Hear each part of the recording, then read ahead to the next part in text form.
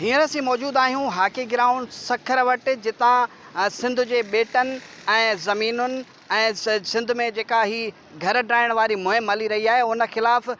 जेके Sindh action committee आहे उन पारां जेके आहे हॉकी ग्राउंड खां घंटाघर ताईं जेको आहे एहतिजाजी रैली कढी वेंदी ऐं घंटाघर वारे इलाइक़े में अवामी जलसो पिणु कयो वेंदो। त उन हवाले सां जेकॾहिं ॾिसूं त हॉकी ग्राउंड वारे इलाइक़े में जेको रैली आहे उन जूं तयारियूं मुकमल कयूं वयूं आहिनि ऐं जेके अॻवान आहिनि उन्हनि जो अचण जो सिलसिलो कुझु वक़्त खां पोइ शुरू थींदो ऐं अॻवाननि जे इस्तक़बाल जे लाइ मुख़्तलिफ़ पार्टियूं जेको क़ौम परस्त पार्टियूं आहिनि उन्हनि पारां